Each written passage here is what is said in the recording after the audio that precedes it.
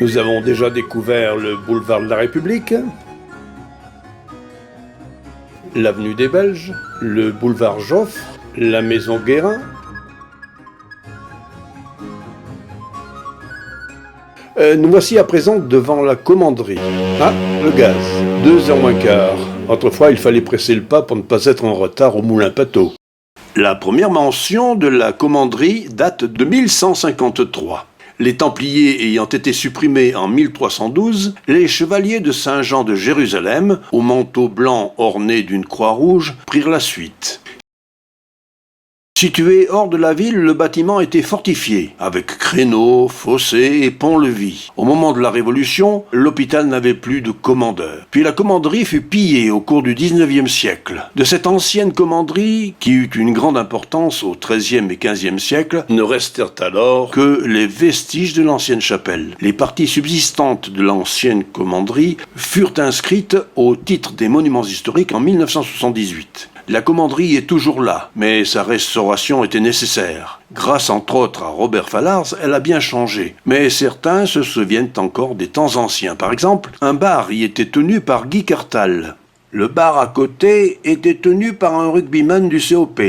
Est-ce la même personne ? Martine Chapa se souvient de la petite épicerie Pagès où elle allait acheter une friandise appelée Chacha, qui fait encore le régal de Jean-Luc Alvernias.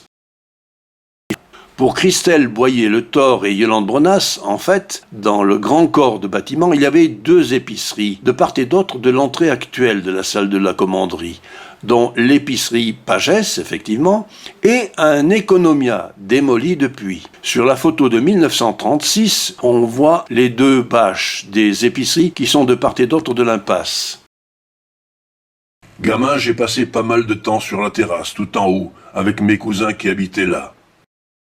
Nous entrons maintenant dans Saint-Jean. Tout de suite, à l'époque, nous aurions été frappés par la Cour des Miracles. De la commanderie à la Cour des Miracles, il n'y a qu'un pas.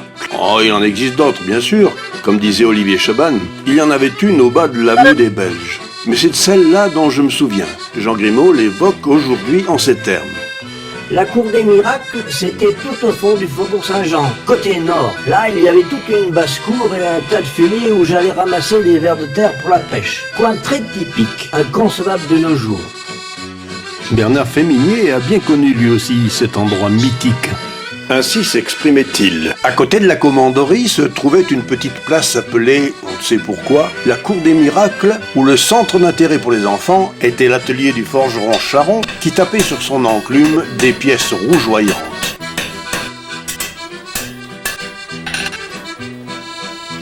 Et la remise du baron, Marcel Mounier, remplie de trésors hétéroclites.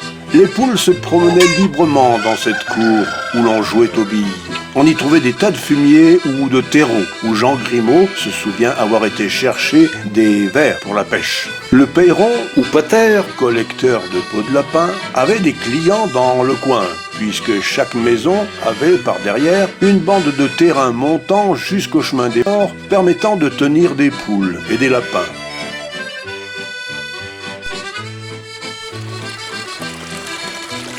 Il y avait aussi quelques chevaux, dont celui de Vianin, maraîcher, qu'il faisait boire dans le bassin de la fontaine en face de la commanderie.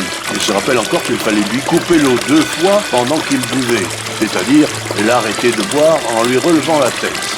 Un autre cheval passait chaque jour dans le quartier, celui qui allait chercher la viande à l'abattoir pour la livrer au boucher, traînant une carriole à caisse fermée, étroite et haute. C'est dans cette cour qu'on faisait d'habitude le feu de la Saint-Jean, dans une ambiance très conviviale. Une certaine année, se souvient René Lapère, on avait fait le feu sur la route qui avait été coupée et déviée par le boulevard de la République. On avait fait venir un orchestre et un parquet pour le bal et installer une buvette. On a essayé par la suite de maintenir cette tradition, mais l'ambiance n'est plus la même. Le quartier s'est embourgeoisé et a perdu son âme, comme cela se produit partout où de telles opérations d'urbanisme ont été faites. Ceci dit, s'il me fallait choisir un nouveau lieu d'habitation, qu'il s'appelle Jean Pestre, Pierre Joubert, As de Pique, ou encore Martine Chapa, Chantal Bonnefoy, et certainement bien d'autres, qu'ils y aient vécu ou non, il y a fort longtemps ou plus récemment, ils aiment ou ont aimé ce faubourg. Quelque délabré qu'il fût, quand bien même il ne sentait pas toujours très bon, Ces murs étaient certes parfois lépreux, et inspirent encore à présent quelque chose qui s'apparente à de l'amour. Nostalgie de ce cadre qui fut celui de notre jeunesse, certainement.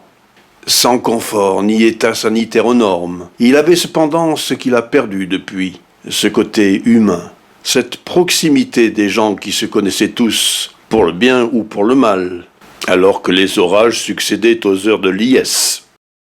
Nous n'allons pas nous embarrasser éventuellement avec un certain anachronisme. Ici, dans les années 50, habitait Robert Cartal, un copain du Moulin Pateau. Pas très loin se trouvait une autre petite épicerie. La fille des commerçants était une véritable beauté. Elle avait des yeux, mais des yeux! Et en plus, elle en avait deux.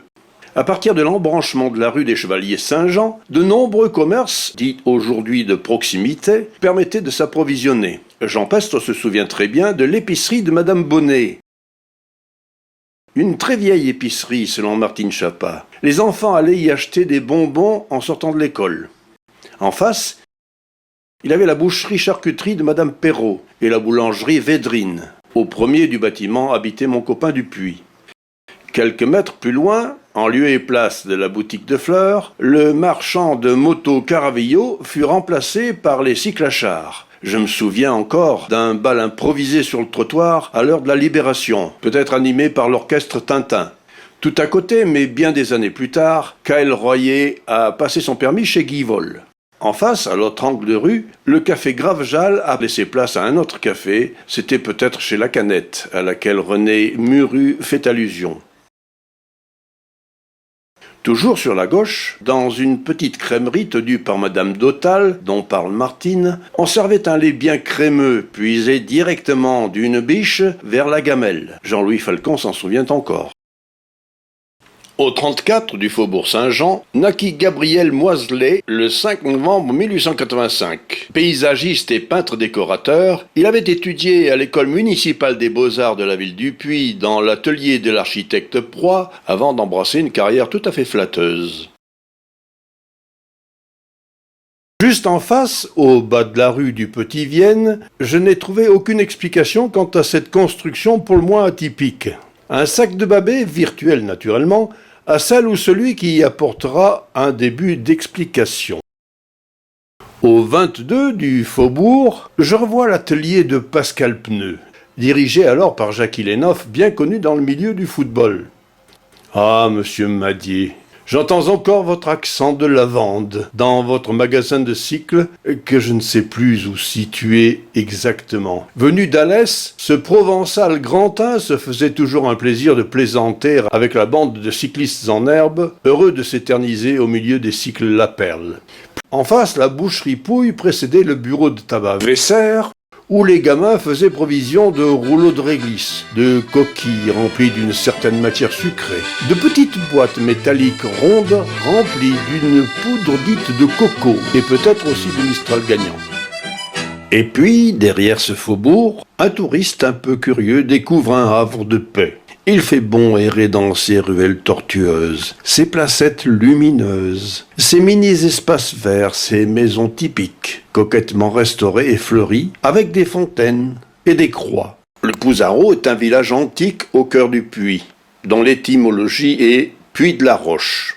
Il a conservé ses structures intactes, indépendantes de la ville. C'est l'un des quartiers les plus anciens de la ville, avec ses ruelles pittoresques, remarquables, et ses murailles anciennes. Il garde en son centre l'imposant monastère clos qui a logé les Clarisses au XVe siècle jusqu'à l'année 2015. On peut encore y observer des vestiges gothiques de cette époque, un clocher vernissé et ses vitraux contemporains. Oui, mais...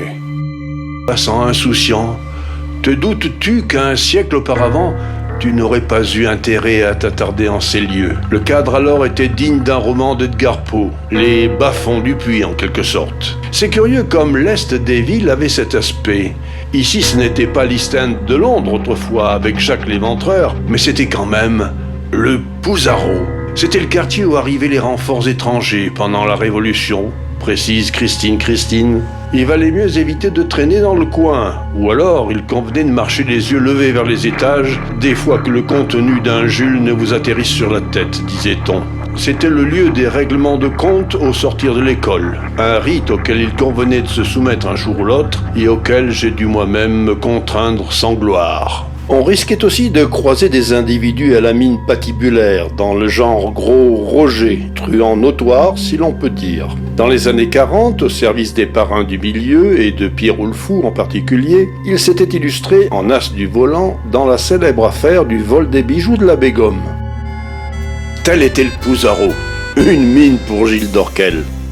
Comme d'autres ont connu et aimé le Faubourg Saint-Jean, Nicole Chapuis nous a laissé un témoignage touchant de sa jeunesse dans ce Pouzarot dont elle caresse une nostalgie ouvertement revendiquée. Son Pouzarot, le nôtre, pour ceux qui l'ont connu autrefois, paradoxalement mais viscéralement, il reste dans les cœurs comme un quartier de pauvres gens, mais pas uniforme comme le croient les ignorants. D'un côté, il y avait les odeurs fétides, l'ivrognerie, les enfants faméliques. C'était un repère d'ogres, de sorcières. C'était le théâtre à ciel ouvert des drames, des fêtes barbares, le royaume de la vulgarité, de la férocité. De l'autre côté se dressait la résistance à cette misère, la volonté de rester libre, digne, voire exemplaire malgré tout. Les fantômes bienheureux de l'enfance de Nicole, quels qu'aient été leurs statuts sociaux, c'était la mère Liabeuf, la mère Vincent, le père Hérault, le Chanin, la Vinouse, la mère Vallée, le Vierjou, la Marie des Chiens, le père Bernard, personnage de cœur, être pittoresque dont les seules ombres conféraient à ces lieux toute leur richesse, toute une vie.